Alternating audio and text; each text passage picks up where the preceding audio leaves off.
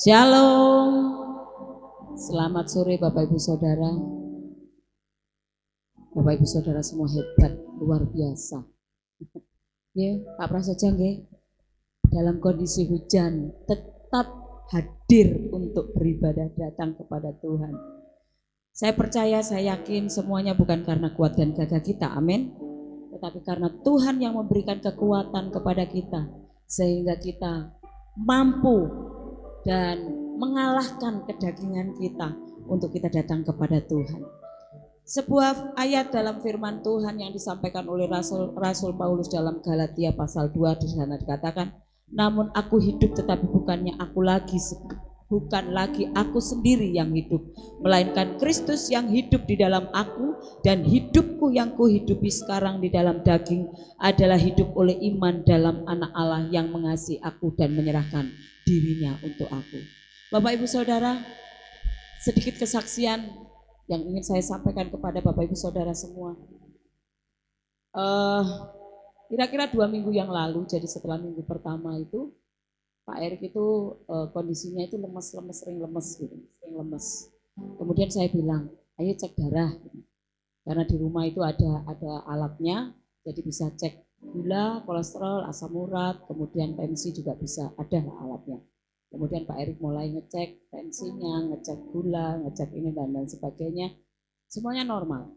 Terus iseng-iseng saya itu sudah hampir 3 tahun ya Pak ya, tidak kontrol, tidak ngecek gula ya, 2 tahunan lah, 2 tahunan saya nggak ngecek gula, karena setelah COVID itu tahun 2021 itu saya masih ngecek gula saya, dan saya sempat insulin, pakai suntikan insulin itu selama 1 tahun. Setelah itu saya lepas begitu saja dalam nama Tuhan Yesus. Kemudian saya minum daun insulin, dan Pak Martoto ini yang selalu menyediakan, bahkan saya pernah dibawain sak buongkok. Saya sampai bingung, ki piye ngombene. Wah, itu luar biasa. Saya enggak ngecek karena saya merasa sudah kembali normal gula saya, dan kemarin tiba-tiba saya katakan, aku coba cekkan sisan. Itu saya itu pakai pen yang untuk apa itu, nusuk ini ngambil darahnya itu, saya itu teriak-teriak agak lebay sedikit, waduh gitu. Padahal sebenarnya nggak terlalu sakit sih, cuman saya sendiri juga ya namanya, sekalipun kemarin sempat sehari itu bisa 4 kali saya disuntik apa itu lengan saya kiri kanan, sehari 4 kali. Waktu di rumah sakit saya setiap pagi diambil darah itu, kira-kira 1 tabung darah kecil itu saya diambil darah saya untuk dicek setiap hari. Waktu saya nunggu untuk hasil waktu itu pertama saya cek kolesterol, kemudian asam urat, itu normal semua. Pas gula, Bapak Ibu Saudara, gula saya ternyata 594. Waktu COVID, saya kena COVID itu 448, itu saja semua orang bilang hidup saya itu mujizat, anugerah. Karena apa? Kalau saya bisa pulang dan kondisi saya kembali pulih, kembali sehat, itu anugerah. Lah ini hampir 600 kurang 6. Saya bilang sama Tuhan, Tuhan ini kasih karunia. Setiap pagi, setiap dini hari, setiap pagi saya bangun, saya selalu melek itu saya. Tuhan terima kasih aku masih bisa melek. Tuhan terima kasih, Tuhan masih kasih saya hidup. Beberapa hari sebelum saya cek darah itu, saya dulu pernah berapa bulan yang lalu saya sampaikan kepada ibu-ibu WBS dalam ibadah WBS, saya bersaksi, saya dari hidung dan dari mulut saya itu keluar gumpalan-gumpalan itu kecoklatan hitam, coklat kehitaman lah gitu. Beberapa waktu yang lalu itu sempat keluar lagi dan lebih banyak dari sebelumnya. Saya cuma bilang, Tuhan aku kenapa sih? Aku kenapa sih? Saya cuma bilang, dalam nama Yesus aku sehat, aku kuat, aku selalu diberkati Tuhan, aku selalu penuh sukacita. Saya selalu perkatakan itu tiap hari. Setelah itu 2 hari sudah hilang, sudah tidak keluar lagi kotoran-kotoran yang seperti itu, gumpalan-gumpalan itu. Kemudian saya kaget itu, jadi 594. Saat saya dengar beberapa hamba Tuhan menyampaikan kesaksian, ada yang 300 sampai akhirnya lemes dan tidak bisa apa-apa. Kemudian ada lagi yang sempat ya sekitar 300-an lebih lah, 300. Terus saya bilang, Mas, hamba Tuhan ini, saya bilang, Mas, aku ki meh 600 ki Mas. Ya ampun Mbak, saya itu benar-benar kayak, kok jenengan ki santai Bang, lah aku ora mudeng kok, lah aku ya ora enek tondo-tondone, apa ora ngliyer, apa ora lemes, ora ki, ya nek pusing ya memang iya, kadang-kadang memang tiba-tiba lemes iya, tapi nggak sering. Sampai akhirnya teman saya itu katakan, harus jaga pola hidup, harus jaga pola istirahat. Kadang memang saya kurang istirahat, pola pikirnya juga jangan terlalu berat berpikir, semuanya itu harus diselehke. Aku jane wonge nyantai. Tapi saya itu orangnya kalau diajak ngomong itu saya langsung tes gitu, enggak bisa. Saya oh iya, tapi nanti saya mikirnya beberapa hari setelah itu. Terus itu jadi beban pikiran saya. Dan itu ternyata membuat saya seperti itu. Dari sejak itu saya katakan sama Tuhan, Tuhan aku mau. Pokoknya semuanya tak serahkan sama Tuhan. Saya dapat ayat ini. Namun aku hidup tetapi bukan aku lagi sendiri yang hidup, melainkan Kristus yang hidup di dalam aku. Saya katakan milik apa yang ada dalam diriku, semua miliknya Tuhan. Aku tidak berkuasa apapun, semuanya miliknya Tuhan. Kalau Tuhan percayakan sesuatu, sekecil apapun itu dalam hidupku, itu semua miliknya Tuhan. Saya katakan gitu sama Tuhan. Semua Tuhan, semua miliknya Tuhan. Bahkan saya katakan, saya nggak mau gondeli seolah-olah ini punya saya. Enggak, tapi saya mau serahkan semuanya buat Tuhan. Apapun itu, sekecil apapun, saya nggak mau gondeli. Karena kalau Tuhan sudah bilang pulang dok, kita nggak bisa mengelak. Saya hitung 4 kali saya dikasih kesempatan Tuhan hidup. Kalau sampai yang keempat kali Tuhan masih kasih saya kesempatan hidup, saya katakan Tuhan Engkau sangat sayang kepadaku. Karena semuanya itu anugerah Tuhan. Saya katakan kepada Tuhan, Tuhan sisa hidupku aku mau serahkan sama Tuhan sepenuhnya. Tapi kalau boleh Tuhan, aku pengen, saya katakan usia yang saya minta di hadapan Tuhan, saya kepengen Tuhan sekian, paling tidak sekian. Aku masih bisa lihat anak-anakku, aku bisa melihat cucuku, aku bisa melihat anak-anak sekolah minggu bertumbuh, mereka menjadi orang-orang yang dewasa, mereka menjadi orang-orang yang cinta Tuhan. Selalu saya katakan kepada Tuhan, setiap saya melek, Tuhan terima kasih. Terima kasih kalau hari ini aku masih bisa bangun. Jadi kalau kita ada hari ini, semuanya kasih karunia Tuhan, amin. Tidak ada sedikit pun dari apa yang kita punya itu milik kita. Karena semuanya milik Tuhan. Mari kita datang kepada Tuhan. Tuhan Yesus, kami menyadari kalau kami ada hari ini, sampai hari ini Tuhan, itu semua karena kasih karunia Tuhan. Olehnya Tuhan, kami mau berserah kepada Tuhan. Kami gak mau menguasai hidup kami sendiri. Kami gak mau menguasai tubuh kami. Kami gak mau menguasai keahlian kami. Karena semuanya itu titipan Tuhan. Kami sadar Tuhan, kami gak bisa berbuat apa-apa tanpa Tuhan. Olehnya ajar kami Tuhan, untuk kami rela memberikan segala sesuatu yang ada pada kami. Karena itu milik-Mu Tuhan Yesus. Terima kasih Tuhan, kalau sore hari ini Tuhan masih memberikan kesempatan kepada kami untuk kami kembali datang kepada Tuhan. Kami bersyukur Tuhan, kami sungguh sangat bersyukur. Anugerah-Mu besar buat kami Tuhan. Terima kasih Tuhan Yesus. Malam hari ini kami mau beribadah kepada-Mu. Kami mau serahkan semuanya kepada-Mu Tuhan Yesus. Engkau yang berdaulat atas kami. Berkati ibadah kami di dalam nama Tuhan Yesus. Haleluya, haleluya.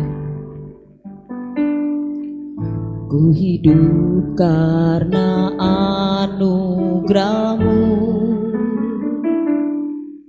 Tiada satu pun dapat ku banggakan, semua karena cinta-Mu. Ini hidupku, pimpin jalanku. Ku hidup karena anugerah-Mu. Tiada satu pun dapat ku banggakan, semua karena cinta-Mu. Hidupku, pimpin jalanku, Yesus pegang erat tanganku. Ku tak dapat hidup di luar kasih-Mu, Bapa. Jangan tinggalkan aku, Engkau alasan selamaku hidup. Haleluya, Yesus Tuhan. Hidup karena anugerah-Mu. Tiada satu pun dapat ku banggakan, semua karena cinta-Mu. Di hidupku, pimpin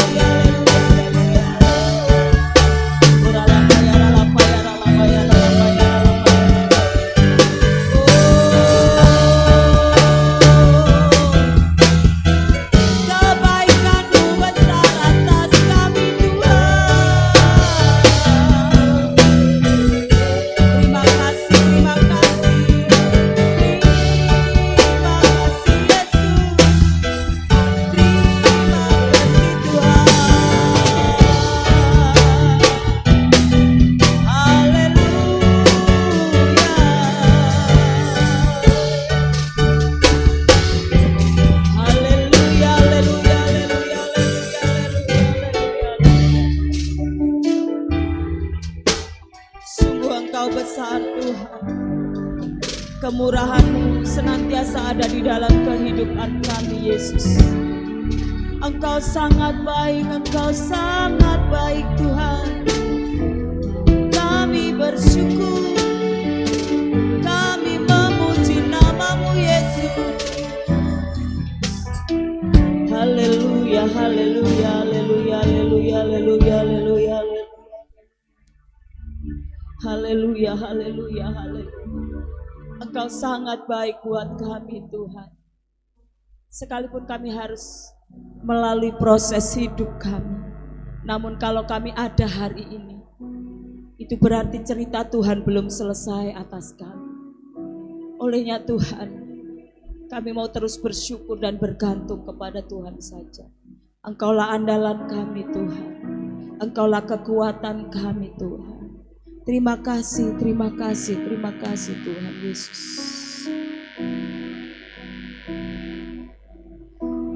Kau hiasi kehidupanku dengan kemurahan-Mu. Kau rancangkan masa depanku penuh dengan harapan.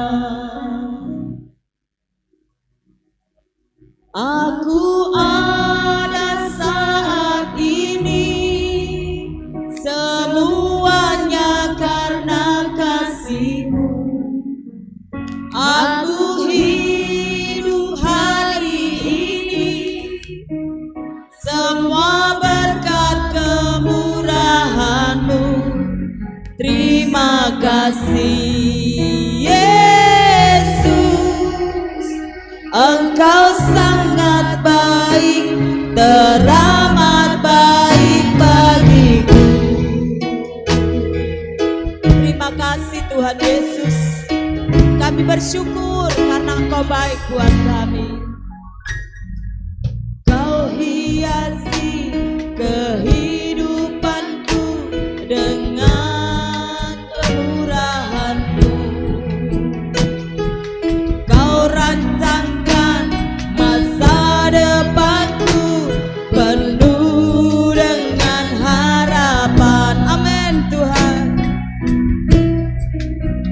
Aku ada saat ini, semuanya karena kasih-Mu. Aku hidup hari ini, semua berkat kemurahan-Mu.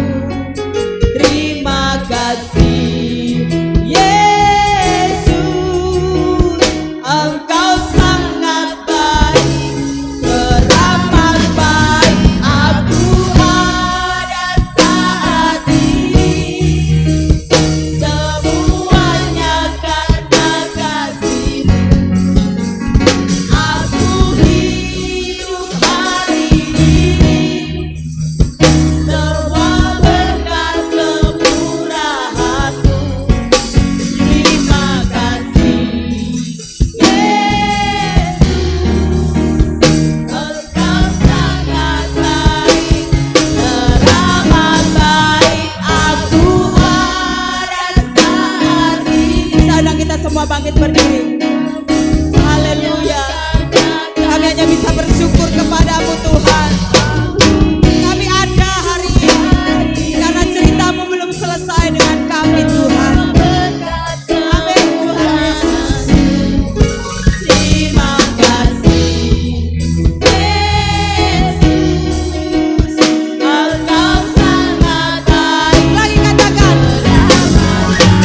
aku ada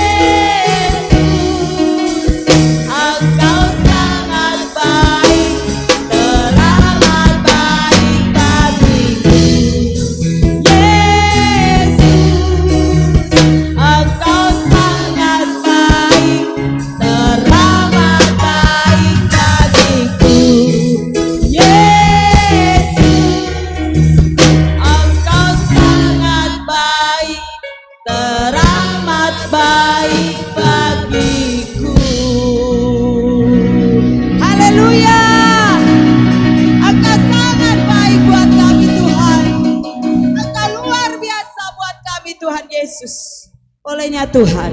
Kami mau terus bergantung kepada Tuhan. Kami mau terus gandol Gusti.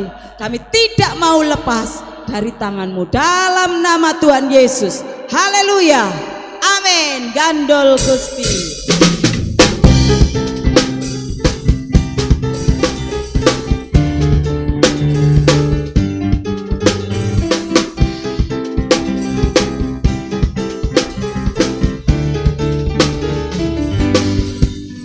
Gandul Gusti, gandul Gusti, gandul Gusti.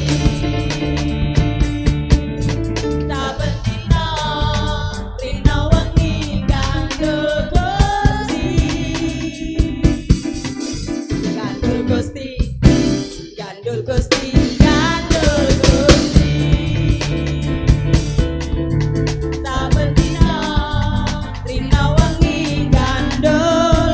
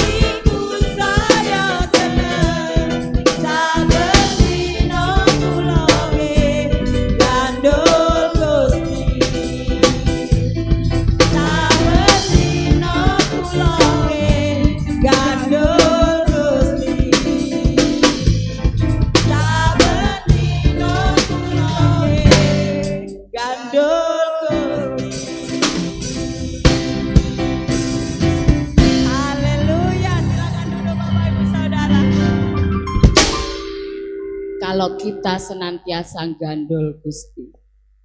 Rino wengi, tadi tulisannya Rina wengi bukan saya ya.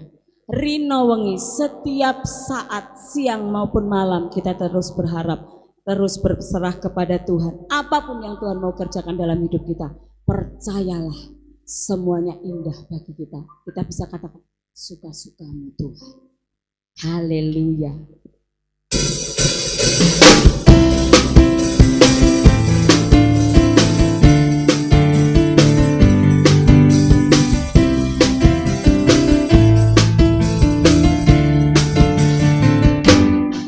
Sungguhlah hidupku telah ditebus oleh kuasa darah yang kudus. Sekarang hidupku bukan milikku lagi. Apapun yang Tuhan mau lakukan, apapun yang Tuhan mau inginkan, asalkan Tuhan ku senang, semua ku relakan, namanya dimuliakan. Bapak Ibu Saudara, kemarin saya sempat ngobrol dengan seseorang. Saya katakan Tuhan itu sangat sayang kepada setiap orang yang bergantung kepada Tuhan. Bahkan saya katakan saya itu hampir setiap hari mengalami keajaiban, dan itu membuat saya jadi tuman. Bahkan untuk melakukan sesuatu, memberi sesuatu, saya itu nggak eman, saya tuman. Karena apa? Saat saya mau melakukan apa yang diinginkan Tuhan, Tuhan itu nggak hitung-hitungan dengan kita. Bahkan Tuhan sendiri akan melipat gandakan apa yang sudah kita lakukan buat Dia. Tuhan itu nggak hitung-hitungan.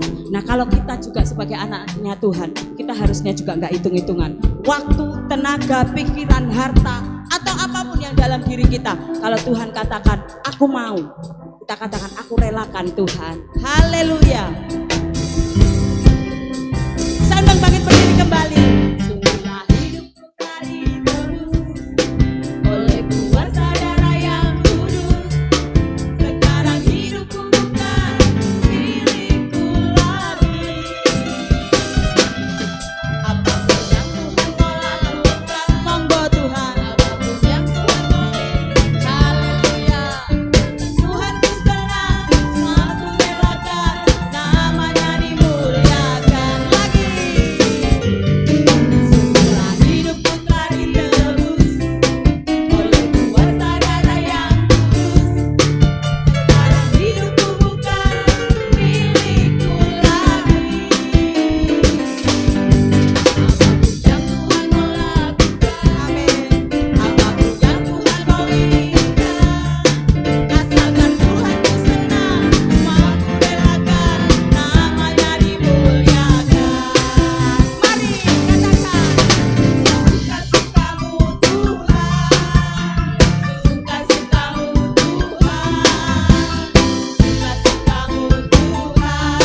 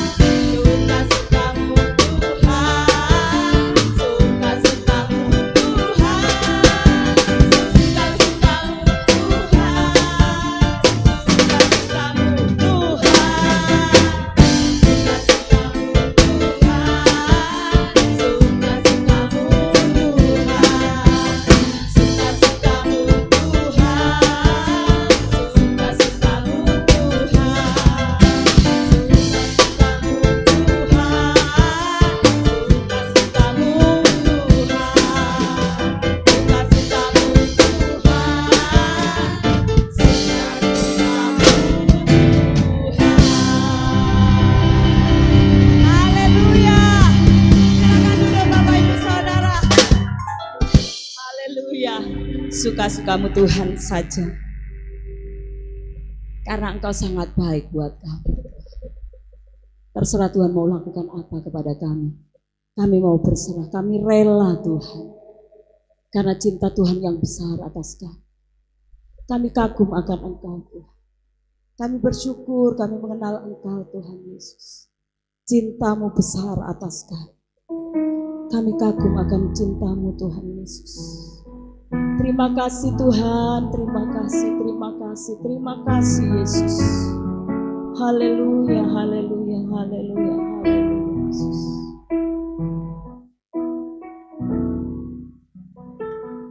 Ku kagumi caramu mencintaiku, Kau ada di cerita proses hidupku. Di titik terendahku Kau hadir untuk mengangkatku. Ku tahu Kau tak menyerah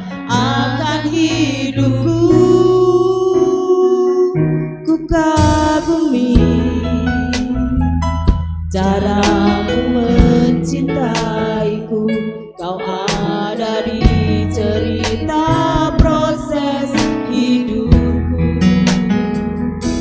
Di titik terendahku kau hadir untuk mengangkatku. Ku tahu kau tak menyerah akan hidupku. Tak terbatas kuasamu,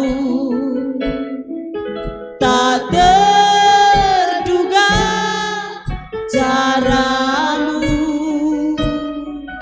Kau yang kuandalkan di setiap langkah hidupku.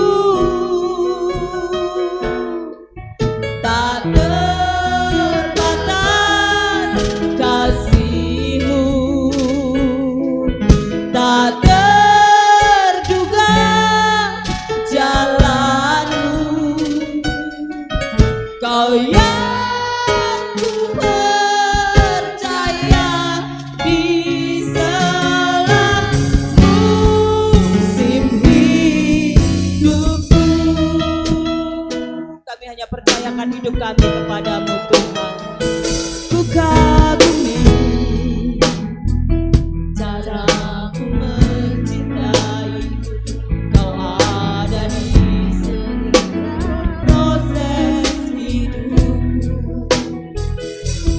Di titik terendahku kau hadir untuk mengangkatku. Ku tahu kau tak menyerah akan hidupku.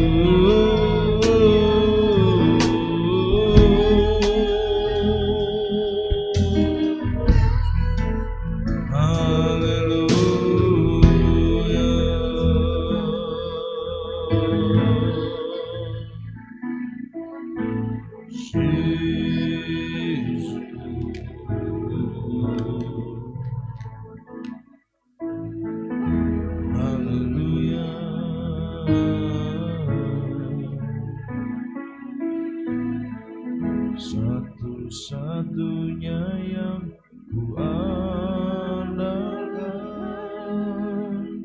satu-satunya yang ku percaya, Engkau sumber kekuatan, sumber pengharapan, sumber kedamaian, satu-satunya yang ku andalkan, satu-satunya yang ku percaya, Engkau Tuhan memberkati, Tuhan penyembuhku, Tuhan pemulihku. Engkau Tuhan memberkati, Tuhan penyembuhku, Tuhan pemulihku. Sekali lagi. Engkau Tuhan memberkati, Tuhan penyembuhku, Tuhan pemulihku.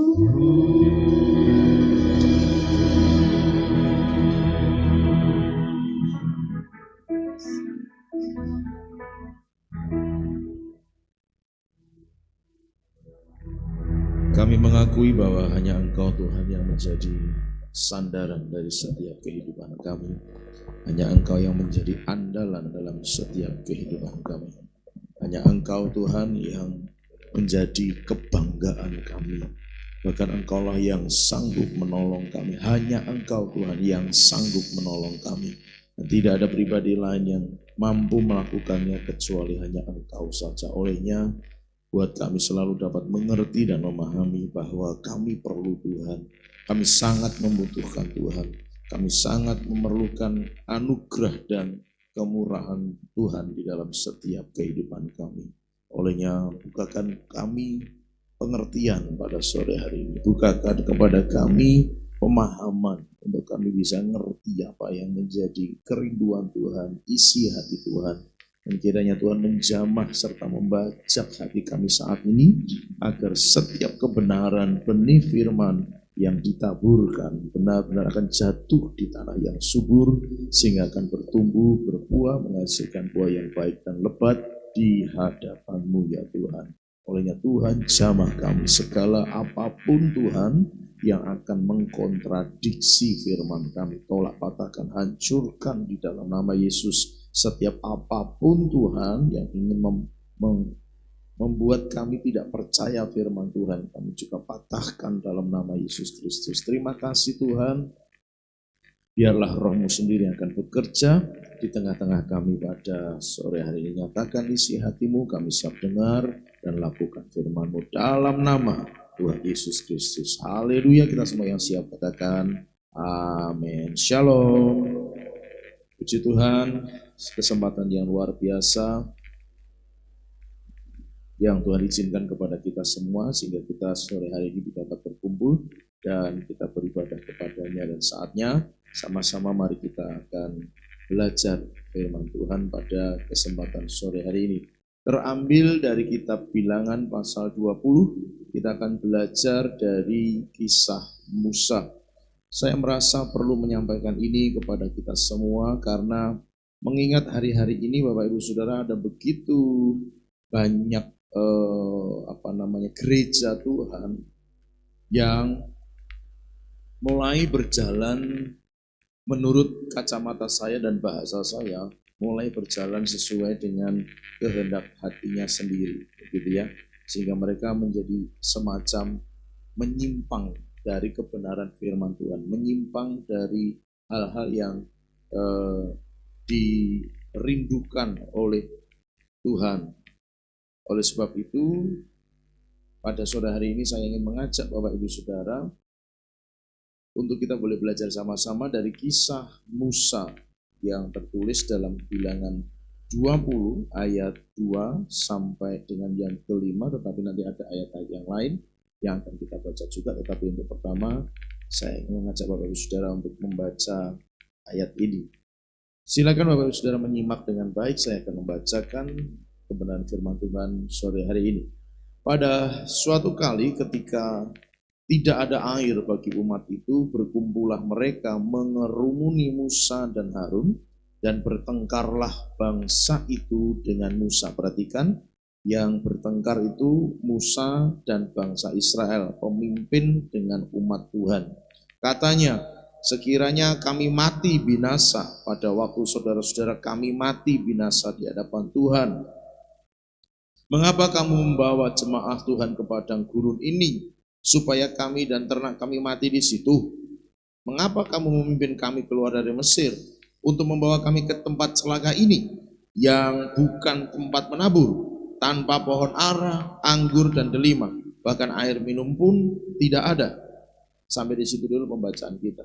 Bapak Ibu Saudara, tidak perlu saya terjemahkan secara lebih mendalam atau menafsirkannya secara lebih mendalam. Kita tahu di sini ada terjadi sebuah, bahasa Alkitabnya tadi adalah pertengkaran antara jemaat dengan pemimpin, antara orang Israel dengan Musa yang pada waktu itu menjadi pemimpin. Musa ditemani Harun, karena di ayat sebelumnya Miriam sudah dipanggil Tuhan lebih dulu, gitu ya.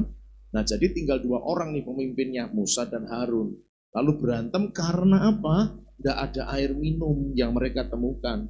Ya jelas, wong mereka nggak bawa apa-apa dari Mesir, gitu kan? Cuma mereka membawa sebisa yang mereka bawa keluar dari Mesir. Sementara ini sudah perjalanan beberapa hari, gitu kan? Beberapa minggu. Lalu ketemulah mereka di padang gurun Sin. Jelas padang gurun adalah tempat yang bukan menyimpan banyak air, bukan tempat yang mudah ditemukan air. Sehingga kemudian ketika mereka ada di sana, mereka kehausan, dan singkat ceritanya, karena tidak ada air, mereka mulai menyalahkan Musa. Mereka mulai menyalahkan pemimpin mereka.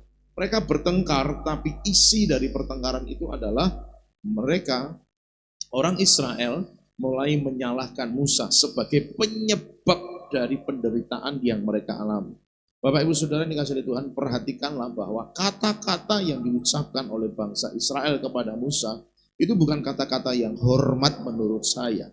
Karena kalau mereka menyadari mereka umat Tuhan yang dipimpin oleh seorang pemimpin, mereka tidak akan mengeluarkan kata-kata protes yang berani sampai, apakah kamu akan membawa kami, bahasa kasarnya aja, itu saya bahasakan secara bahasa saya. Apakah kamu mau membawa kami mati di sini? Kami kan enak-enak di Mesir, kamu suruh kami keluar dari sana, sekarang nggak ada apa-apa di sini. Kira-kira begitulah bahasa sederhananya Bapak Ibu Saudara. Dan itulah yang terjadi di ayat ini. Kata-kata mereka itu ya menurut saya kurang sopan, kurang baik kepada pemimpin mereka. Musa sebagai orang yang ditetapkan Tuhan, percaya tidak percaya bahwa Tuhan telah menyertai mereka melalui kepemimpinan Musa. Kenapa? Pada waktu mereka ada keluar dari Mesir sebelum masuk padang gurun Sin ini kan mereka sudah nyeberang laut Teberau, menyeberang laut Merah, atau bahasa terjemahan lamanya laut Kolsom. Artinya di depan mata mereka melihat bagaimana tangan Tuhan menyertai Musa. Musa benar-benar pemimpin yang disertai Tuhan. Kenapa? Karena laut itu terbelah di depan mata mereka, dan itu oleh karena acungan tongkat yang dipegang oleh Musa berdasarkan perintah Tuhan. Jadi jelas Musa sudah pemimpin yang ditetapkan oleh Tuhan. Kenapa mereka masih ragu? Kenapa mereka masih menyalahkan Musa? Kenapa mereka masih berkata-kata kurang sopan kepada Musa sebagai pemimpin? Jelas sudah ditunjukkan Tuhan bahwa Musa adalah pemimpin yang ditetapkan Tuhan. Tapi pada akhirnya kata-kata yang dikeluarkan oleh orang Israel itu adalah kata-kata yang tidak sopan. Apakah itu menyakiti hati Musa? Mari kita baca selanjutnya. Ayat yang ke-6 kita lanjut. Maka pergilah Musa dan Harun dari umat itu ke pintu kemah pertemuan, lalu sujud. Kemudian tampaklah kemuliaan Tuhan kepada mereka.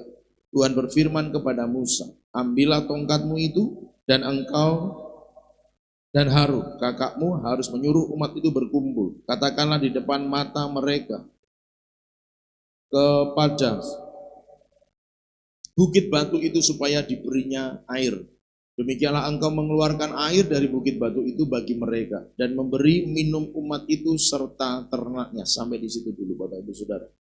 Nah, ketika kemudian ada persoalan itu, Musa dan Harun datang kepada Tuhan, menyampaikan semua isi hatinya kepada Tuhan, menyampaikan semua keluh kesahnya kepada Tuhan, menyampaikan semua hal ihwal yang terjadi di antara umat Tuhan itu kepada Tuhan. Jadi mereka datang, bahasanya kan jelas sekali, mereka datang sujud gitu kan, di hadapan Tuhan dan di depan pintu kemah pertemuan. Jadi bait suci kan sudah ada, tapi bentuknya masih kemah tenda, gitu kan. Makanya disebutnya sebagai kemah pertemuan. Menghadap kepada Tuhan, menyampaikan semuanya, segala-galanya kepada Tuhan. Dan kemudian semua yang sudah terjadi itu disampaikannya kepada Tuhan. Dan Tuhan memberikan jawaban kepada Musa dan Harun tentang apa yang harus dilakukan dan apa yang harus dikerjakan. Bagian demi bagian ini Bapak Ibu Saudara serap dengan baik ya. Nanti kita akan kembali ke poin demi poin. Lalu ayat yang ke-9 Bapak Ibu Saudara kita lanjut membacanya. Lalu Musa mengambil tongkat itu dari hadapan Tuhan, seperti yang diperintahkannya kepadanya. Tadi sudah berdoa, Tuhan suruh untuk berkata kepada bukit batu tadi toh. Kemudian setelah selesai dengar jawaban dari Tuhan, Musa melakukan apa yang seperti yang Tuhan katakan. Ayat 10, ketika Musa dan Harun telah mengumpulkan jemaah itu ke depan bukit batu itu, berkatalah ia kepada mereka. Perhatikan kalimat ini Bapak Ibu Saudara. Dengarlah kepadaku, hai siapa saudara? Hai orang-orang durhaka. Musa sudah enggak lagi pakai kata hai umat Tuhan, hai jemaat Tuhan, hai bangsa pilihan Tuhan. Musa enggak pakai kalimat itu. Musa pakai kata-kata hai orang-orang durhaka. Apakah kami harus mengeluarkan air bagimu dari bukit batu ini? Sesudah itu Musa mengangkat tangannya, lalu memukul bukit batu itu dengan tongkatnya 2 kali. Maka keluarlah banyak air sehingga umat itu dan ternak mereka dapat minum. Tuhan perintahkan apa saudara? Katakanlah kepada batu itu. Tapi kita bisa baca di sini memang ini tersirat tidak tersurat. Tapi perhatikanlah, Musa itu terkenal sebagai pribadi yang sangat lembut. Sehingga kok kalau Musa itu mengeluarkan kata-kata yang dalam bahasa dan pengertian saya agak kasar seperti di ayat yang ke-10 tadi, rasa-rasanya tidak mungkin.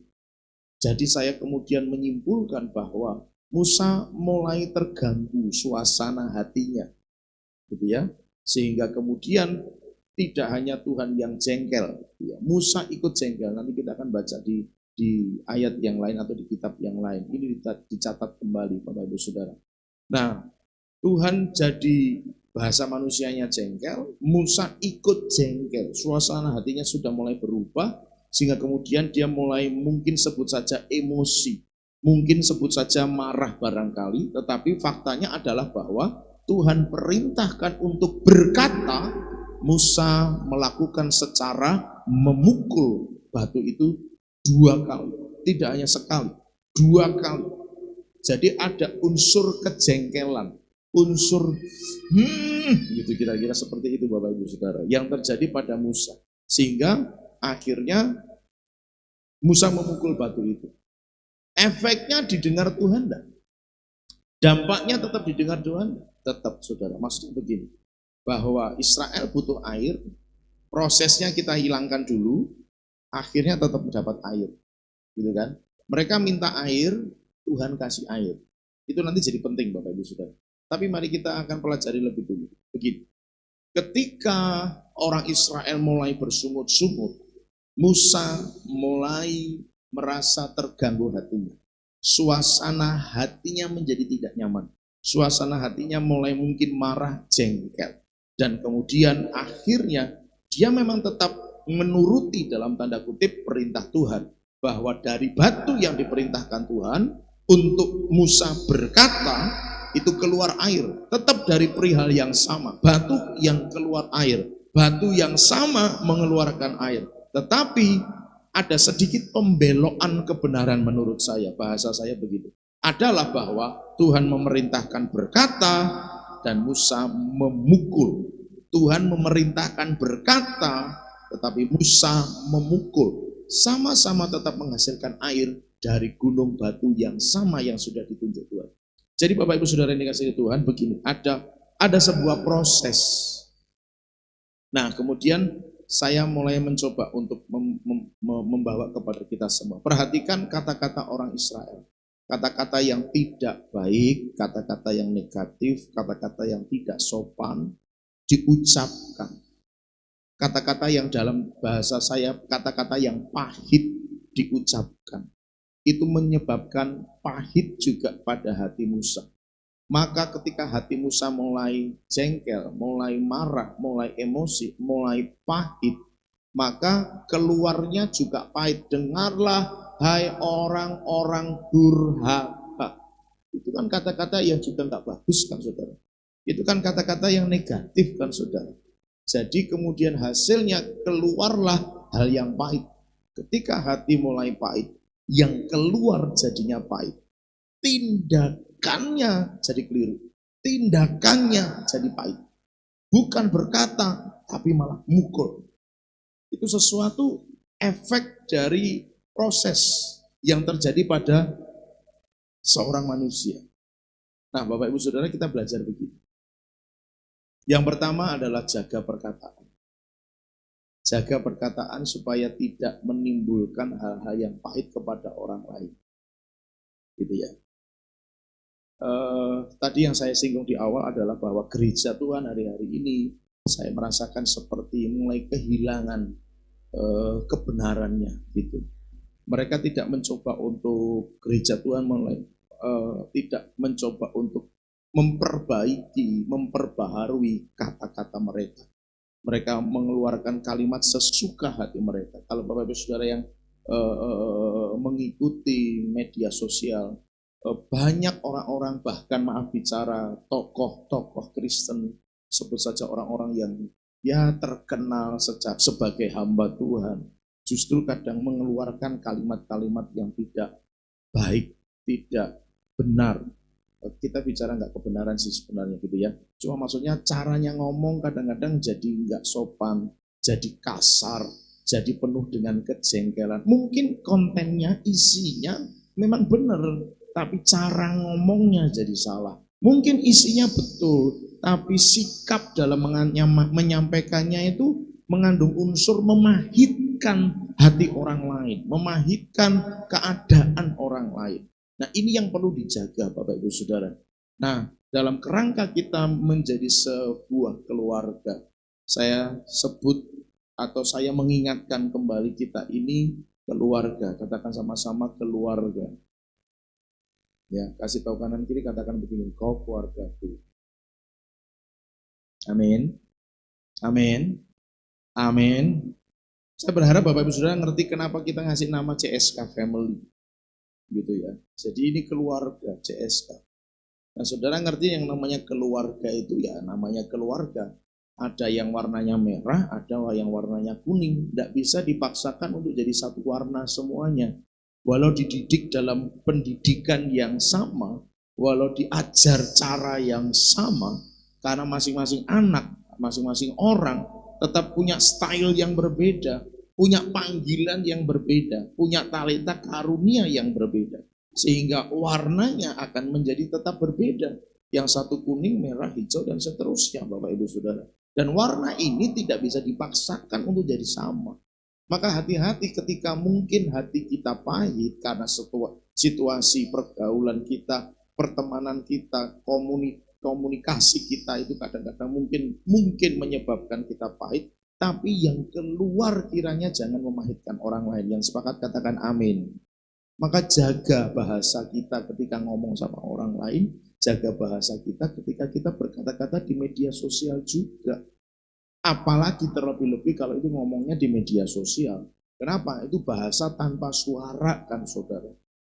Itu bisa bernada tinggi tapi bisa bernada datar atau bernada rendah. Karena itu bahasa mati, hanya ketikan. Jadi hati-hati berbahasa, gunakan banyak kalimat, banyak kata, unsur kata di dalamnya, kosakata, agar memang bahasa di media sosial, bahasa tulisan itu bisa terbaca secara nyaman, terbaca secara enak, tidak menimbulkan multitafsir yang bisa menyebabkan orang jadi pahit juga. Jadi hati-hati dengan kata-kata kita, Bapak Ibu Saudara. Saya selalu ngasih tahu di bulan-bulan menjelang Natal begitu, di mana perhelatan itu bisa begitu melibatkan banyak orang, banyak pendapat, banyak unsur-unsur yang masuk di dalamnya. Nah, perhatikan kata-kata, jangan sampai itu memahitkan hati orang lain. Kedua, saudara, jaga hati supaya tidak mudah pahit. Toh bagaimanapun namanya dalam keluarga, orang itu masing-masing berbeda. Nah, saya selalu katakan bahwa kita itu selalu memandang dalam dua sisi. Selalu. Anda yang ngomong, jagalah. Anda yang terima omongan, jagalah. Kalau ngomong dijaga, tapi kalau misalnya kebetulan saudara yang dengar omongan orang lain, juga jaga hatimu supaya nggak gampang pahit. Musa dengar protesnya orang Israel jadi pahit. Ngomongnya berubah jadi pahit karena dia membiarkan kepahitan itu ada dalam dirinya. Orang yang kata-katanya pahit, gampang emosi, gampang tersinggung, sudah barang pasti dia belum beres hatinya. Catat baik-baik, saya ulang. Orang kalau mudah tersinggung, mudah pahit, mudah emosi, mudah jengkel, mudah bahasa Jawanya itu mutungan, bahasa Indonesianya apa? Ngambekan, baperan, itu sudah pasti hatinya belum beres. Jadi perlu diberesin. Yang setuju dan sepakat katakan haleluya. Kalau pendapatnya nggak dipakai langsung marah. Kalau pendapatnya katakanlah nggak didengar, dia langsung emosi. Dia merasa disingkirkan, merasa tidak dipakai, merasa tidak berguna. Akhirnya udahlah, urus saja sendiri dan lain sebagainya. Itu tanda hatinya belum beres. Kasih tahu kanan kiri, bilang begini, tapi hatimu sudah beres. Hatimu beres, hatiku gimana? Harusnya beres kabeh.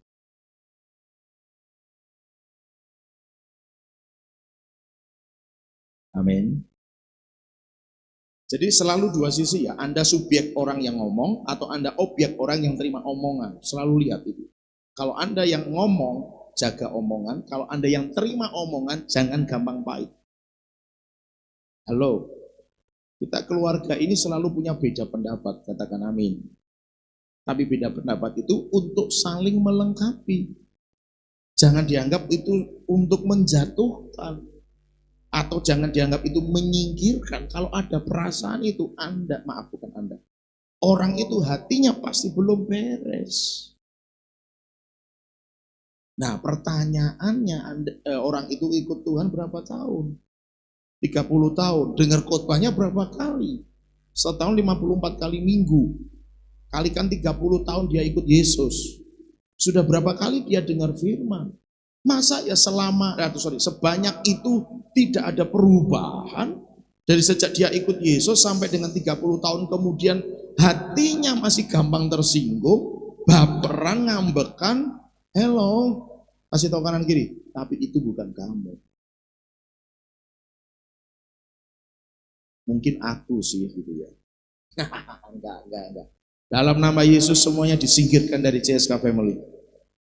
Semua kepahitan, semua baperan, semua gampang tersinggungan, semua emosi yang tidak benar disingkirkan dari seluruh CSK Family demi nama Tuhan Yesus Kristus.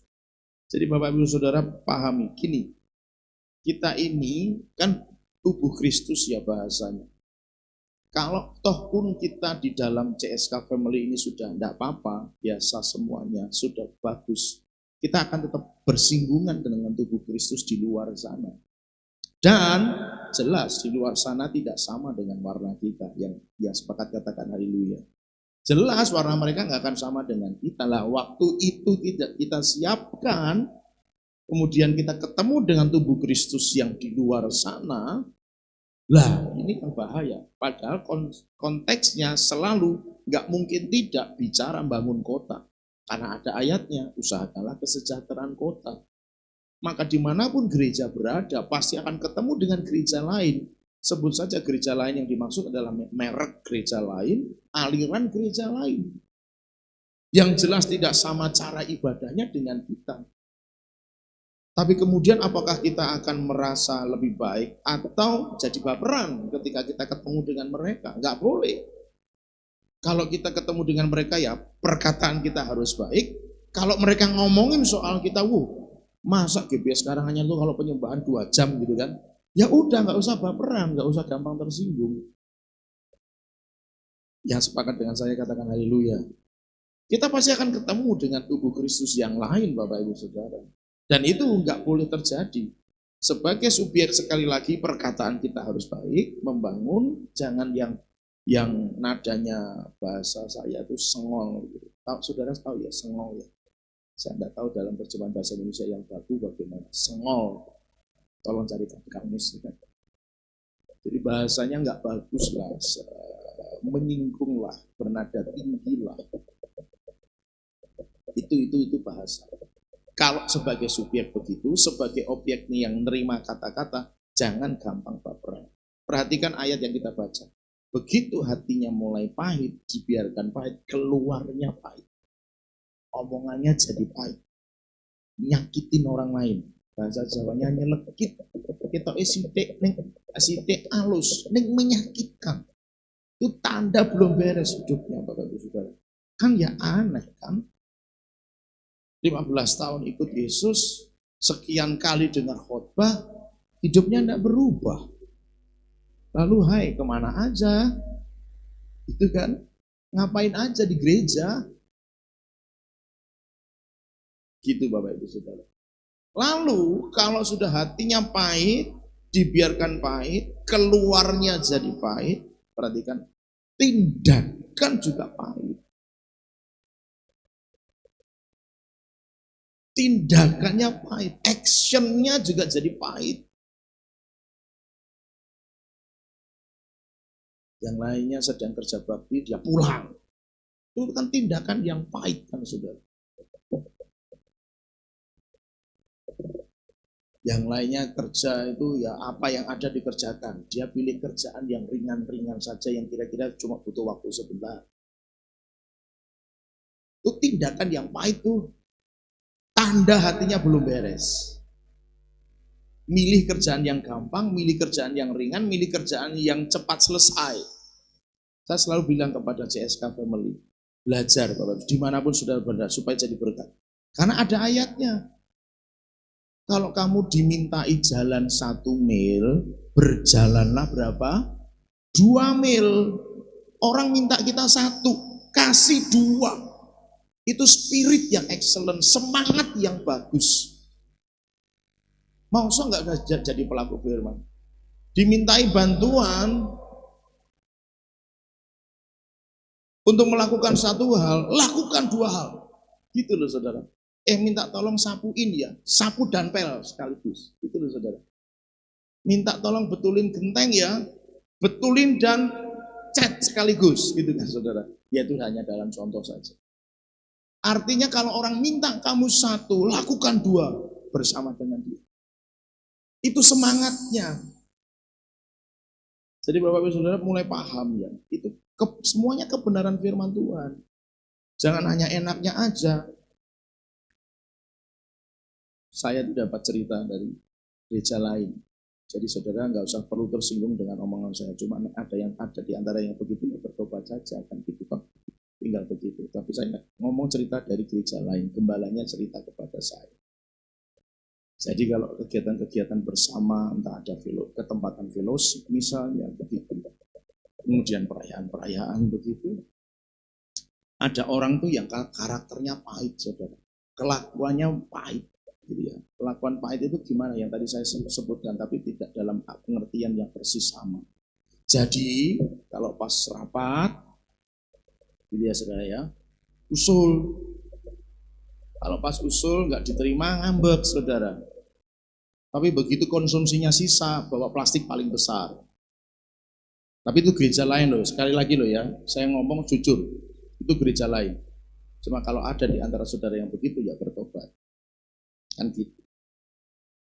Tapi itu gembalanya cerita sama saya.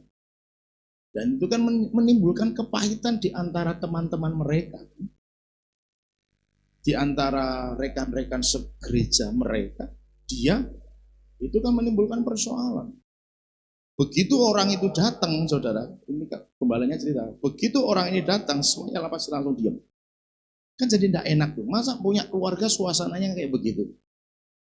Kasih tahu kanan kiri bilang begini, kita nggak kayak gitu. Amin. Amin. Amin. Jadi saudara perhatikan, begitu dia datang semuanya diam. Pura-pura ngapain, menyingkir, pokoknya menjauh dari dia. Kan nggak bagus. Masa keluarga suasananya jadi kayak begitu. Ya itu bukan keluarga yang baik. Tapi perhatikan, itu pun pernah terjadi pada Musa. Gitu. Seorang hamba Tuhan yang benar-benar diurapi. Catat baik-baik, silakan sebutkan kalau masih ada. Siapa yang pernah dipakai Musa secara demikian oleh Tuhan setelah Musa? Coba sampaikan, kalau memang ada. Menurut saya yang saya baca, tidak pernah ada hamba Tuhan yang dipakai Tuhan sedemikian rupa seperti Musa, tidak ada. Tidak ada lagi. Hanya pada saat Musa saja.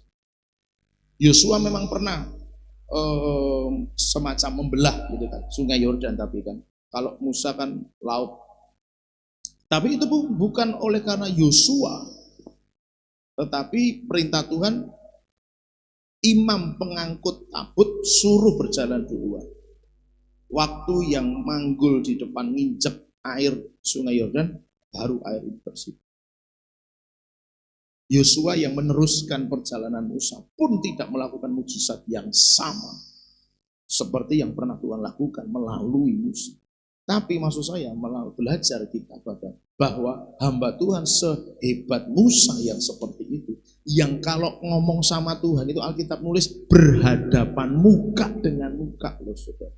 Saudara pernah lihat wajah Tuhan? Kalau ada puji Tuhan. Tapi Musa yang dicatat oleh Alkitab, yang ditulis di dalam Alkitab, yang pernah ketemu Tuhan, ngomongnya sama Tuhan seperti ngomong sama teman. Wajahnya pernah mandang. Cuma Musa. Tapi yang sehebat itu, kalau saya boleh pakai kata itu, Musa yang sedahsyat itu dipakai Tuhan pun pernah mengalami kepahitan.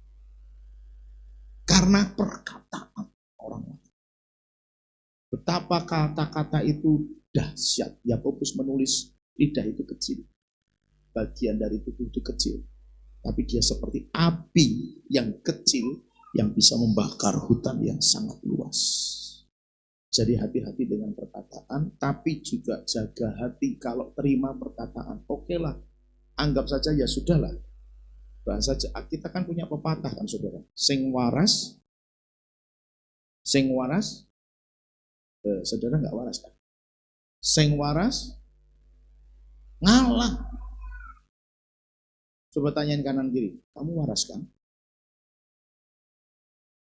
So, mari ya udah kalau kita yang terima berkat ini konteksnya kita objeknya, kita yang nerima kata-kata itu ya sudahlah gitu. Belajar ya sudah gitu, anggap saja aku nggak berani dia bilang dia gila gitu kan saudara. Cuma yang waras ngalah gitu aja. Saudara paham kan? Kalau semuanya punya prinsip yang sama, damai enggak keluarga kita ini? Damai karena menyadari oh ya sudahlah. Sing waras ngalah kan gitu. Semuanya jadi serba ngalah kan. Dan tidak ada yang merasa, gitu. Karena semuanya sudah punya prinsip yang sama, sing waras ngalah. Ya wes aku tak sing ngalah gitu kan. Ngalah itu bukan ngambek, jangan salah juga. Ngalah itu bukan bahasa saya tadi jegot, ada ya bahasa jegot. Jegot itu bukan anjing loh ya. Itu jegok gitu ya saudara. Ngambek lah intinya begitu. Ngalah itu ya sudah, aku hamba. Aku yang melayani. Kalau semuanya sudah punya rasa melayani, nggak pengen didahulukan, pendapatnya nggak dipakai, nggak marah, dia nggak dianggap pun nggak masalah, karena dia melayani kok. Melayani itu kan identik dengan hamba. Hamba itu nggak punya hak. Hamba itu punyanya kewajiban. Saudara mengerti itu ya? Memahami cara kita bergaul sebagai keluarga. Saya ngomong begini tidak hanya khusus buat kita yang ada di CSK Family, tapi kita mulai berubah dari diri kita dulu. Supaya apa? Waktu kita kemudian dibawa Tuhan keluar untuk mengimpartasi konsep tubuh Kristus di luar sana, itu kita sudah siap gitu loh saudara. Dan kita bisa mengimpartasikannya karena kita memang sudah selesai urusan dengan hidup kita, urusan dengan hati kita. Kita sudah selesai, sudah berdamai. Hati-hati itu Bapak Ibu Saudara. Nah, mari kita lihat dampaknya ya dari yang terjadi pada Musa. Ayat 12 ya. Tetapi Tuhan berfirman kepada Musa dan Harun, karena kamu tidak percaya kepadaku dan tidak menghormati kekudusanku di depan mata orang Israel, itulah sebabnya kamu tidak akan membawa jemaah ini masuk ke negeri yang akan kuberikan kepada mereka. Dalam surat Yudas disebutkan bahwa mayat Musa itu jadi rebutan antara Mikael, penghulu malaikat Tuhan, penggantinya Lucifer, dengan iblis. Rebutan mayat Musa. Dalam banyak penafsir menyebutkan Musa itu diangkat, kematiannya itu diangkat oleh Tuhan, sama seperti Elia, sama seperti Henok, yang mayatnya tidak ditemukan. Karena begitu Musa selesai mendelegasikan tugas ini kepada Yosua, di Alkitab nulis dia naik ke gunung Horeb atau Moria, saya kurang ingat, tapi kemudian tidak ditemukan lagi keberadaannya di sana. Kalau dia mati, mayatnya nggak ada. Jadi kemudian banyak penafsir Alkitab setuju bahwa Musa diangkat oleh Tuhan, cuma tidak ditulis. Seperti Henok dan Elia. Nah, Yudas mencatat rebutan mayat Musa. Berarti itu artinya memang ada indikator bahwa Musa diangkat oleh Tuhan. Makanya jenazahnya saja rebutan. Tapi pertanyaannya justru di situ. Kenapa kalau memang Musa hamba Tuhan yang hebat tadi sudah saya singgung, kok iblis juga pengen minta mayatnya, seolah-olah iblis punya hak bahwa Musa harus masuk neraka nih. Oh nggak bisa, Mikael bilang, ini saya bahasakan dengan drama ya. Mikael menjawab, oh nggak bisa. Aku yang disuruh Tuhan untuk bawa mayatnya Musa. Kenapa ada semacam perebutan jenazah mayatnya Musa? Kenapa iblis merasa punya hak atas mayatnya Musa? Nah, saya kemudian merasa ayat inilah yang terjadi. Karena ada kesalahan yang pernah terjadi pada Musa. Sehingga itu menjadi semacam celah bagi setan untuk berkata, kamu bukan hamba Tuhan yang bagus. Kamu harus ikut saya ke neraka. Kira-kira begitu saya bahasakan dengan bahasa saya. Karena kalau dia memang adalah seperti Elia katakanlah, sudah tidak diributkan oleh setan dengan mayatnya. Karena dia langsung dijemput kereta berapi, bahwa Tuhan langsung naik. Tapi kenapa di Yudas ditulis dengan jelas? Iblis kok pengen jenazahnya Musa, mayatnya Musa. Berarti ada semacam bahasa katakanlah begitu dalam alam rohnya mereka gitu kan, antara malaikat dan setan, yang menyebabkan setan merasa punya hak bahwa Musa harus ikut saya. Nah berarti ada kemungkinan besarnya cuma di sini, karena yang dicatat oleh Alkitab sebagai sebuah kesalahan, pelanggaran, ya cuma di ayat ini. Selebihnya Musa tidak pernah disebutkan melakukan kesalahan yang lain selain daripada ayat ini. Bahwa Musa disuruh berkata, tapi karena emosinya, kejengkelannya, kepahitannya, dia pukul bukit batu itu.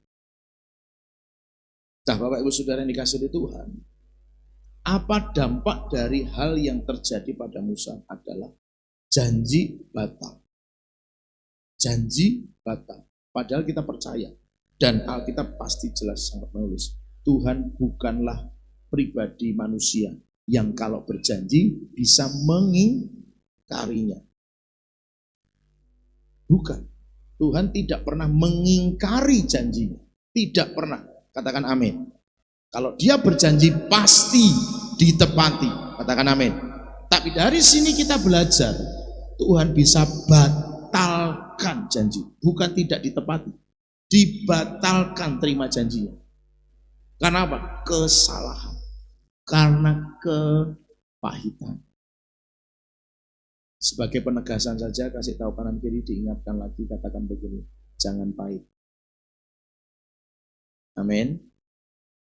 Wah, terus sesok sing bagian masak, Mbak, sesok aja masak godong kates. Pak Erik kot pahit, jangan pahit. Tapi yo keliru meneh kan. Bukan begitu maksudnya kan gitu kan saudara ya toh. Nah,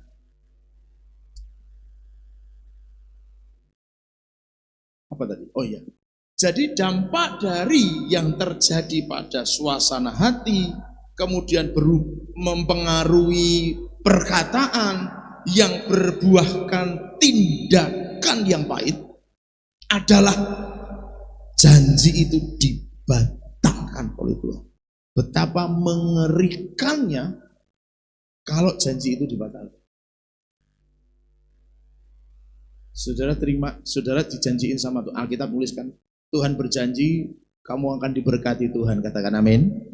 Tapi karena pahitnya hati, pahitnya ucapan, pahitnya tindakan, janji berkat cabut sama Tuhan. Nggak jadi diberkati, batal terima janji. Ingat Bapak Ibu Saudara, ingat proses yang tadi saya singgung di tengah-tengah khotbah, bahwa waktu mereka minta air, mereka tetap terima air enggak? Tetap terima air.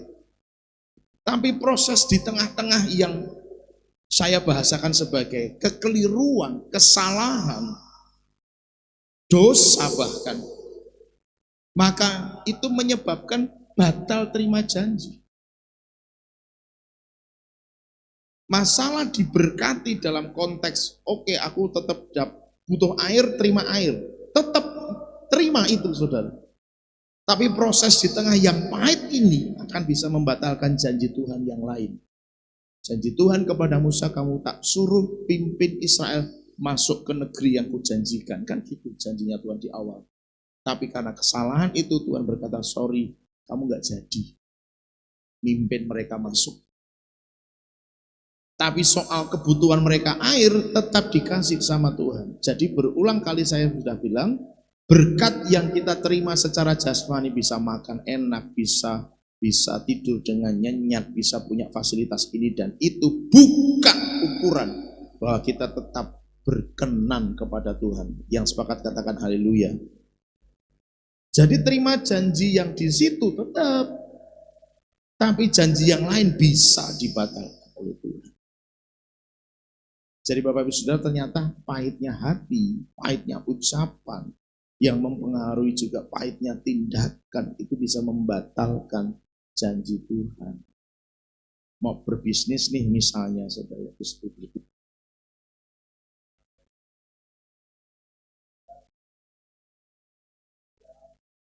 sepakat dengan orang lain, mau jalan begini, jalan begitu.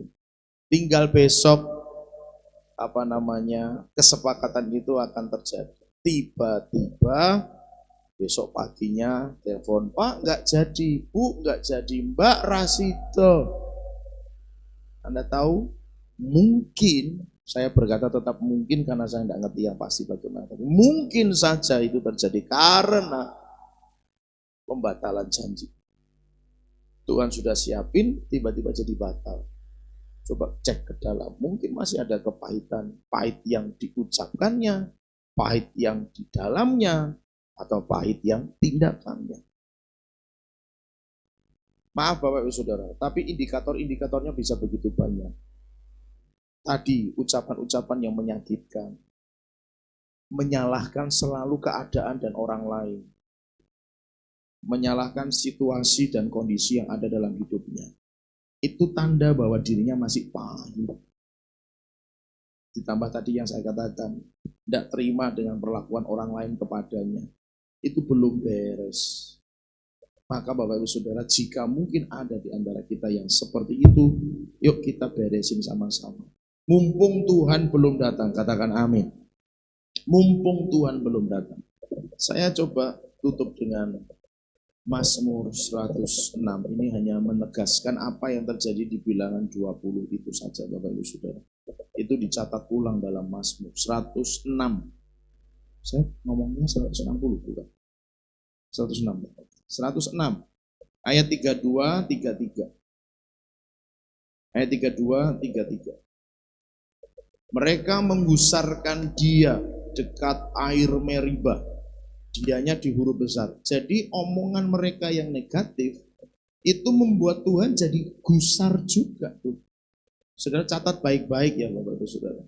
Kalau omongan kita protes, omongan kita bernada seperti bangsa Israel bersungut-sungut, itu nyakitin hati Tuhan loh Saudara. Berdasarkan ayat ini kita belajar itu berarti. Jadi maka janganlah kita mengucapkan kata-kata yang tidak sopan, janganlah kita mengucapkan kata-kata yang sifatnya sungut-sungut. Apapun itu menggusarkan Tuhan. Dianya pakai huruf besar. Sehingga Musa kena celaka karena mereka.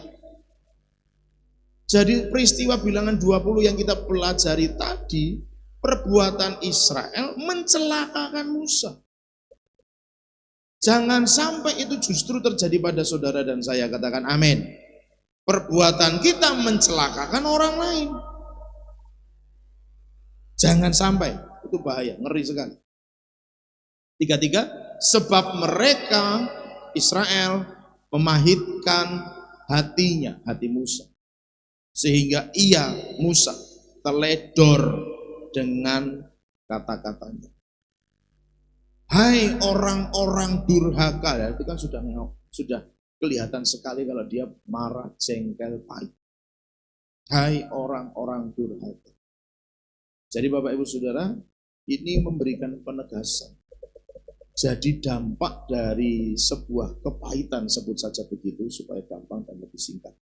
Dampak dari sebuah kepahitan itu bisa mencelakakan orang lain, memahitkan orang lain, juga dalam bahasa Mazmur ini menggusarkan Tuhan. Tuhan dibuat jadi nggak tenang, Tuhan dibuat jadi nggak nyaman hatinya, Tuhan dibuat jadi nggak enak suasana hatinya karena apa? Perkataan-perkataan yang pahit yang diucapkan oleh umat Tuhan. Jadi Bapak Ibu Saudara, kunci dari semuanya apa sih? Belajar mengucap syukur. Nek merasa tidak diperlakukan dengan baik, bersyukur saja. Tidak usah balas dengan omongan. Tidak usah, saya nggak ngomong kok Pak, cuma pakai WA. Ya sama saja maksudnya gitu loh. Jangan dibalas, mengucap syukur. Belajar bisa ngomong begini, apapun yang terjadi itu baik bagiku. Yang sepakat katakan haleluya. Apapun yang terjadi itu baik bagiku. Karena Tuhan tidak merancangkan kecelakaan, katakan amin. Rancangannya adalah rancangan damai sejahtera. Jadi tidak mungkin peristiwa-peristiwa yang terjadi yang memang menurut bahasa kita itu enggak bagus, peristiwa yang menyakitkan, peristiwa yang menjengkelkan, peristiwa yang melukai, peristiwa yang mencelakai, memang bagi kita mungkin kita pandang dan kita bahasakan seperti itu. Tapi ingat firman-Nya berkata, rancangannya bukan kecelakaan, rancangannya bukan memahitkan, rancangannya bukan memberikan keadaan yang enggak baik sama kita. Rancangannya adalah rancangan damai sejahtera. Maka kalau kita mungkin bahasa kita merasa diperlakukan tidak adil dan seterusnya dan sebagainya tadi, itu tetap rancangan Tuhan untuk mendatangkan kebaikan buat kita semua. Yang sepakat katakan haleluya. Jadi mengucap syukur Bapak Ibu Saudara. Karena itu bagian dari rancangan Tuhan. Ingat bahwa Besi menajamkan besi dan manusia menajamkan sesamanya. Jadi kalau ada peristiwa yang menurut kita melukai karena orang lain, ingat kita sedang dipertajam oleh Tuhan. Yang sepakat katakan haleluya. Kita sedang dipertajam. Kalau sudah tajam, dipakai sama Tuhan. Tapi kalau nggak tajam, nggak mungkin dipakai. Anda pernah punya pengalaman itu di rumah. Anda yang punya parang atau punya pisau, yang tumpul nggak akan dipakai. Sebelum dia tajam, saudara nggak akan pakai. Tapi kalau sudah tajam, itu akan digunakan.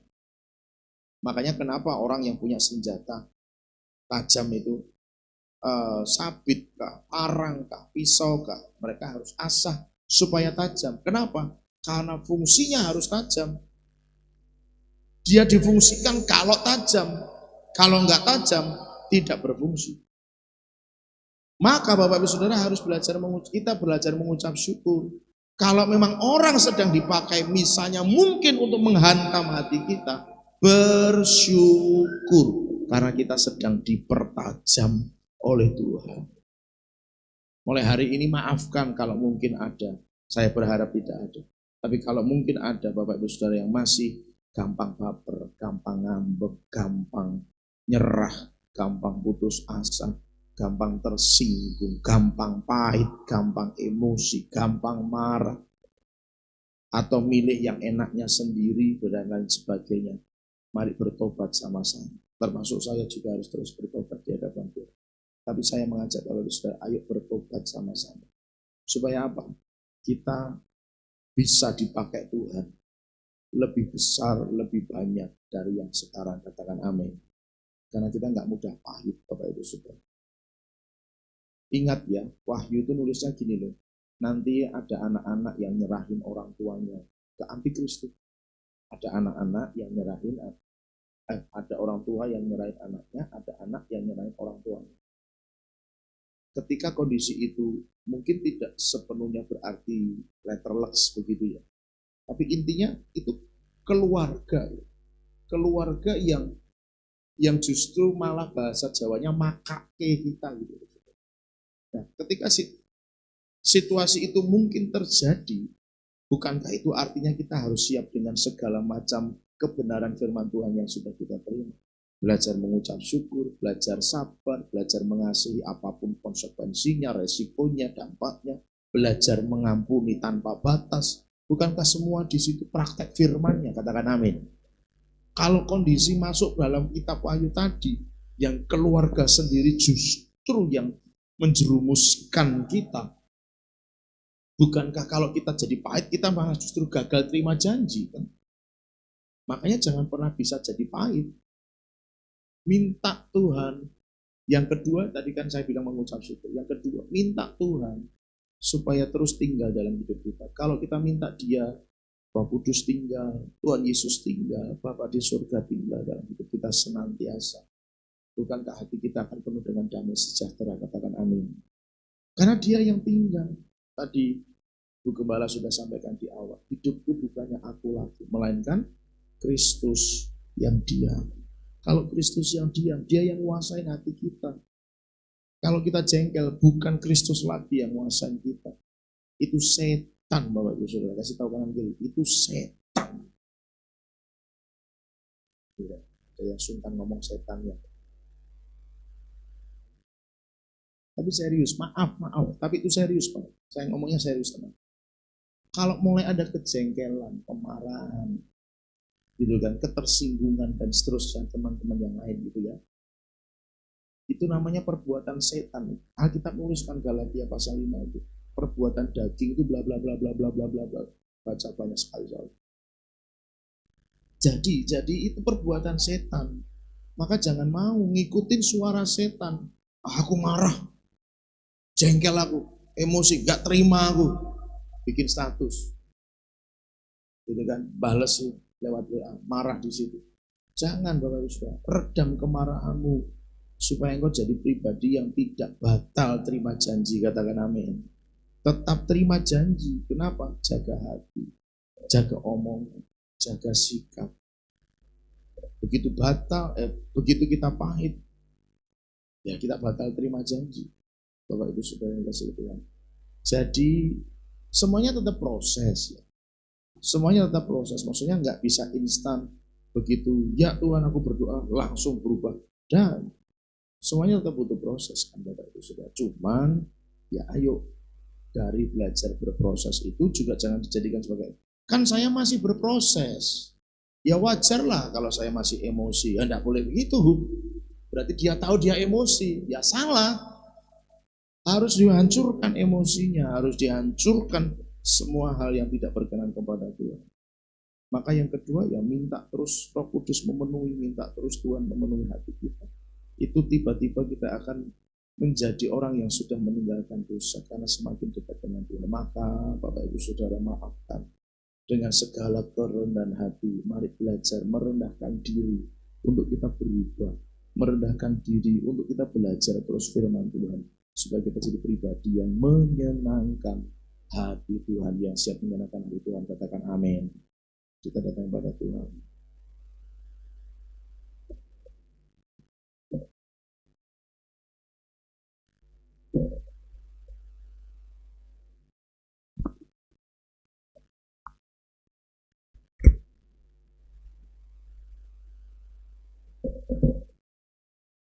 Sama-sama mari kita akan bersaat teduh sebentar di hadapan Tuhan.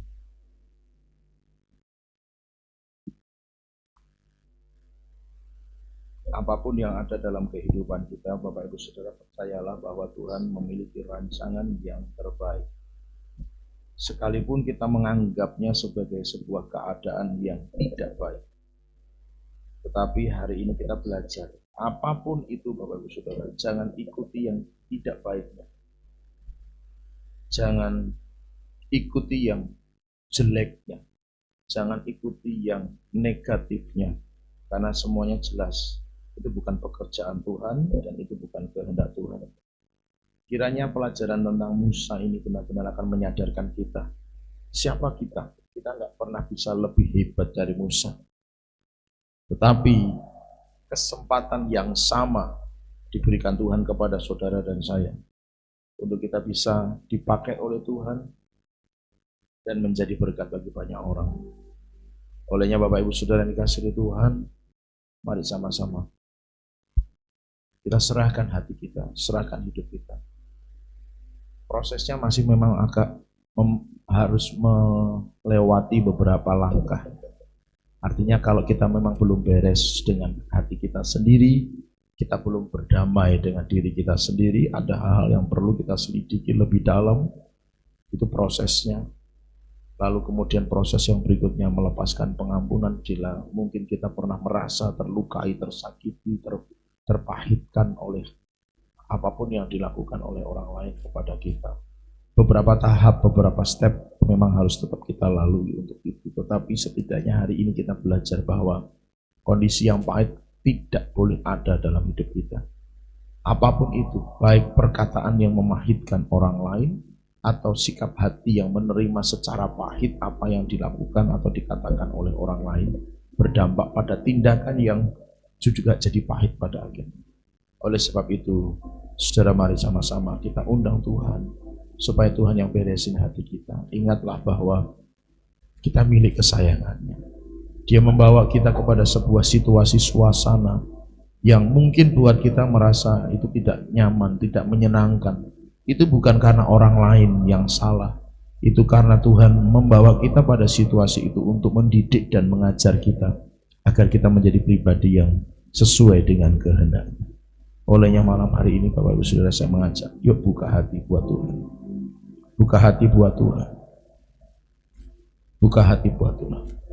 Biarkan Tuhan yang akan mendidik kita secara pribadi. Dia yang akan mengubahkan hati kita secara pribadi. Terima kasih Tuhan.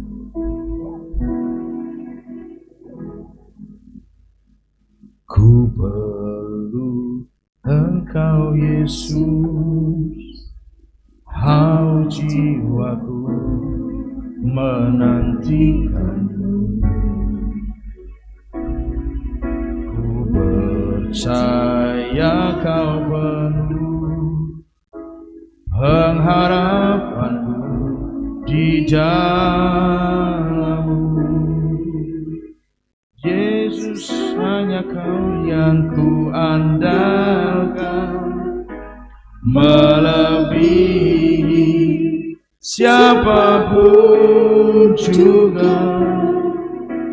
Yesus, hanya Kau yang ku percaya, di setiap waktu hanyalah yang ku andalkan, selain Kau, Yesus. Mungkin ada Bapak Ibu Saudara yang belum terlalu bisa, tetapi saya mengajak Bapak Ibu Saudara tetap mengikuti saja syairnya, merasakan syairnya sebagai ungkapan hati kita bersama-sama di hadapan Tuhan. Mari setiap kita yang sungguh-sungguh merindukan Tuhan, mendambakan Tuhan, memerlukan Tuhan, kita ambil tindakan iman kita dengan kita bangkit berdiri di hadapannya. Mari sama-sama katakan, ku perlu Engkau Yesus, haus jiwaku menantikanmu. Ku percaya pengharapanku di dalam-Mu.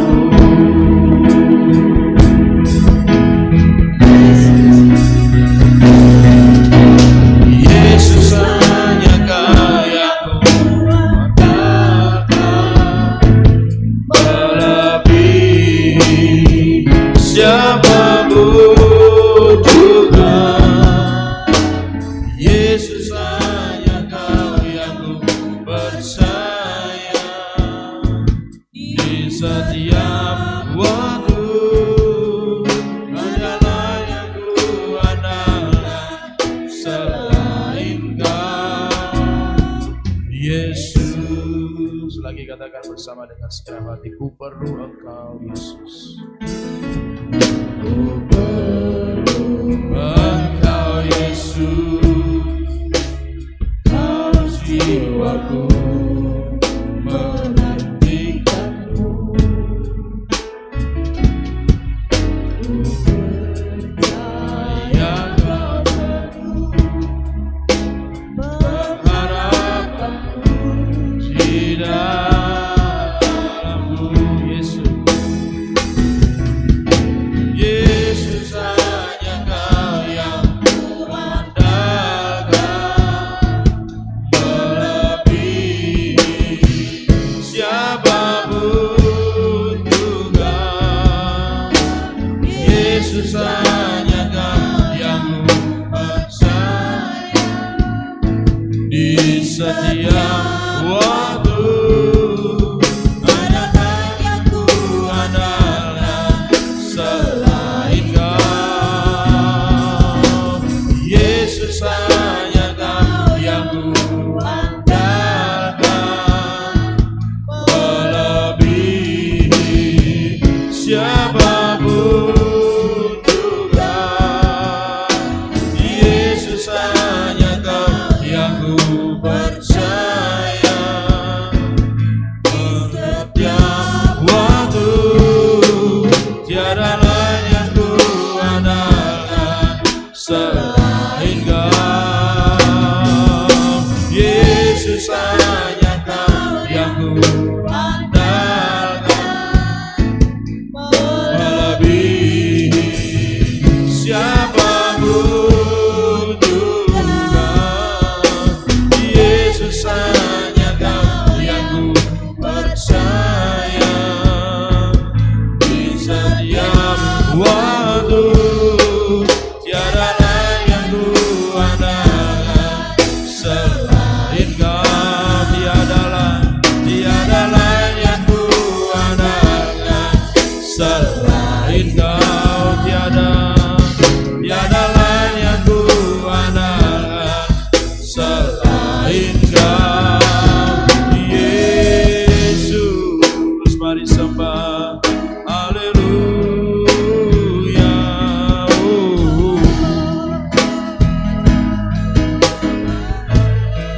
Yesus,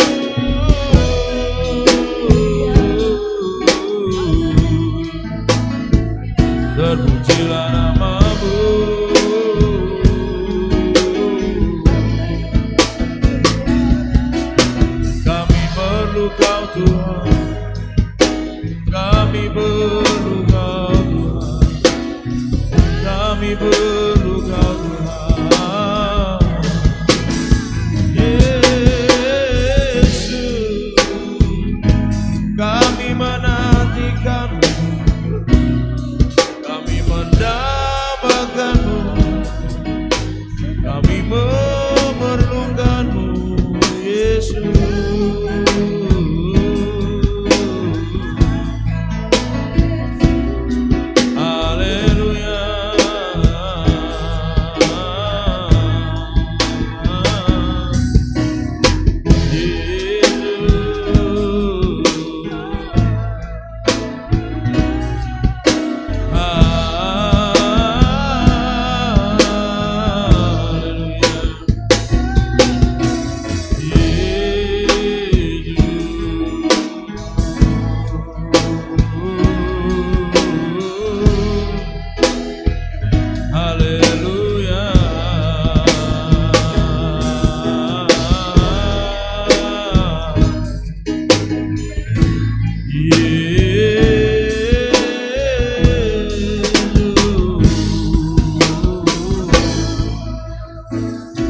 Terpuji namamu. Saudara yang benar-benar menyadari bahwa Tuhan berikan kepadaku hati yang baru, hati yang tidak mudah lagi tersinggung, hati yang tidak mudah lagi pahit, sehingga menyebabkan kata-kataku pahit, menyebabkan tindakanku pahit. Saudara, kita perlu merendahkan hati dan diri di hadapan Tuhan untuk mengakui, Tuhan berikan kepadaku hati yang baru, hati yang penuh kasih, hati yang penuh pengampunan, hati yang penuh syukur, hati yang penuh dengan pujian, penyembahan kepada Tuhan. Saudara yang merasa bahwa memerlukan hati yang baru dari Tuhan, mari taruh tangan kanan di dada. Tuhan, inilah yang ku tahu, Kau mengenal hatiku, jauh melebihi semua yang terdekat sekalipun. Tuhan, inilah yang ku mau, Kau menjaga hatiku, supaya kehidupan memancar senantiasa. Mari katakan lagi. Tuhan, inilah yang ku tahu, Kau mengenal hatiku, jauh melebihi semua yang terdekat sekalipun. Tuhan, inilah yang ku mau, Kau menjaga hatiku, supaya kehidupan memancar senantiasa. Lebih lagi katakan, Tuhan, inilah yang mulai hari ini dan seterusnya ya Tuhan, berikan kepada kami hati yang baru, hati yang seperti Kristus, hati yang seperti Bapa di surga, penuh kasih, penuh damai sejahtera, penuh pengampunan, penuh dengan ucapan syukur kepadamu. Olehnya Tuhan, ubahkan hati kami, ganti dengan hati yang baru, ciptakan hati yang baru di setiap kami semua, sehingga mulai hari ini kami memandang setiap kami semua sebagai keluarga yang harus kami kasihi, keluarga yang harus kami rangkul, keluarga keluarga yang harus kami cintai, keluarga yang harus kami doakan senantiasa. Jagai kami Tuhan, peliharakan kami ya Tuhan. Jagai roh jiwa tubuh kami terpelihara sempurna sampai Engkau datang kali yang kedua. Tidak ada yang tersesat, tidak ada yang tertinggal. Semuanya ada dalam pemeliharaan Tuhan. Semuanya menjadi mempelai-mempelai Kristus yang berdandan untuk mempelai pria yang agung, yaitu Kristus. Terima kasih Tuhan. Maka hari ini kami menyerahkan seluruh kehidupan kami. Pakai kami Tuhan, supaya olehnya kami dapat mengimpartasikan kepada tubuh Kristus yang lain, supaya mereka juga boleh menjadi satu keluarga di dalam Kristus. Oleh karena kasih-Mu yang melimpah bagi kami, demi nama Tuhan Yesus Kristus, terjadi, tergenapi, termeterai atas kami semua, supaya kehidupan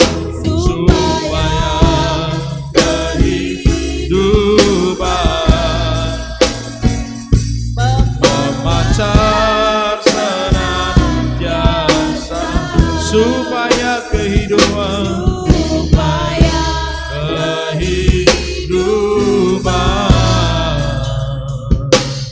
memancar senantiasa.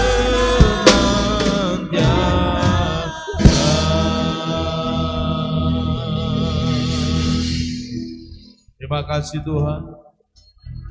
Dan Engkau yang menyelidiki setiap hati, Engkau yang memperbaharui kami semua dalam kasih dan anugerah-Mu yang besar.